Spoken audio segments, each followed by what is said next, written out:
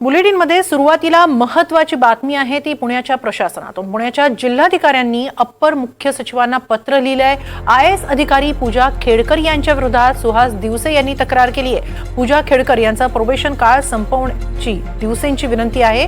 दिवसेंनी 25 पानी पत्र लिहून खेडकर यांच्या कार्यपद्धतीवर प्रश्न उपस्थित केलेत। खासगी गाडीवर लाल दिवा लावण्यापासून उपजिल्हाधिकारी कार्यालयाचा ताबा घेतल्याचा आरोपही खेडकरांवर करण्यात आलाय। दरम्यान हा वाद सरळ सेवा अधिकारी ते बढतीद्वारे झालेले सनदी अधिकारी असा असल्याची चर्चा सध्या पुणे जिल्हाधिकारी कार्यालयात दबक्या आवाजात सुरू आहे। दिवसेंनी लिहिलेल्या 25 पानी पत्राची कॉपी एनडीटीव्ही मराठीच्या हाती आल्यानं ही कुजबूज आता सार्वजनिक झाली आहे।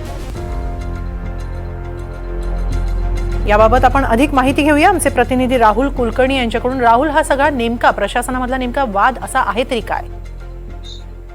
आहे की पूजा खेडकर ह्या बहुधा 2022 बॅचच्या आयएएस अधिकारी, कुठल्याही आयएएस अधिकाऱ्याला साधारणपणे 2 वर्ष प्रोबेशनचा काळ असतो। विविध खात्यामध्ये जाऊन तिथे काम करावं लागतं आणि त्याचा अनुभव आल्यानंतर प्रत्यक्ष नियुक्ती होते। तशी पूजा खेडकर यांची पुण्याच्या जिल्हाधिकारी कार्यालयामध्ये उपजिल्हाधिकारी म्हणून झाली।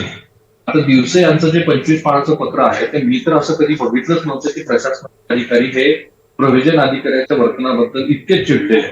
त्या 25 पानाच्या पत्रामध्ये दिवसे यांनी खूप गंभीर गोष्टीचा उल्लेख केला, जसं पूजा खेडकर यांची स्वतःची वैयक्तिक खासगी मालकी असलेली ऑडी कार, त्या ऑडी कारवरती त्यांनी अंबर दिवा लावलेला आहे आणि ती गाडी जिल्हाधिकारी कार्यालयाच्या प्रांगणामध्ये पार्क असते आणि म्हणून येणारे जाणारे असं म्हणतात की इतकी आगळी गाडी असणारे अधिकारी कोण आहे, त्याला दिवसे यांचा आक्षेप आहे।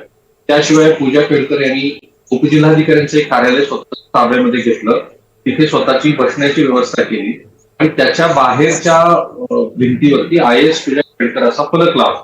याशिवाय अशा काही मेसेजेसचा दिवसे यांनी उल्लेख केलेला आहे। सर्वात महत्वाचं, दिवसे यांचं असं म्हणणं आहे की पूजा खेडकर यांना आपण आयएएस आहोत याबद्दलचा एक असा वृथा अभिमान आहे, एक खोटी प्रतिष्ठा त्यांना हवी आहे।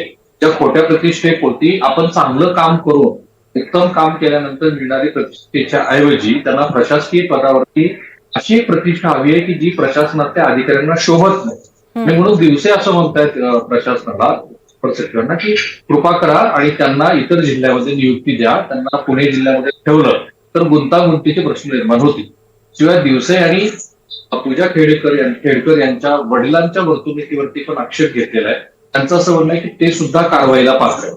तर गमतीचा भाग काय आहे की आयएएस अधिकारी हे थेट सेवेत ज्यावेळेला येतात, तरुण मंडळी असतात की अगदी 22 वर्षापासून आता तरुणांच्या गाथा आपण बघतो की 22व्या वर्षी आयएएस झाले किंवा आयपीएस झाले आणि मग अशा तरुण अधिकाऱ्यांच्या वयानुसार असेल।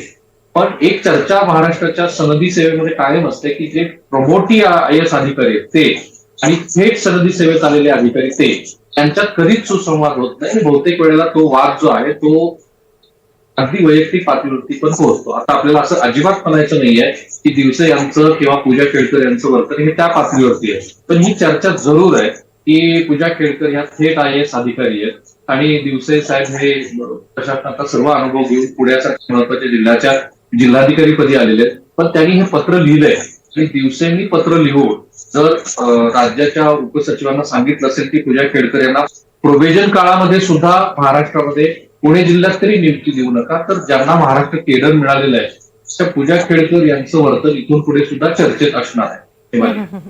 नक्की याबाबत खेडकर किंवा दिवसे यांच्याकडून काही प्रतिक्रिया मिळू शकली आहे?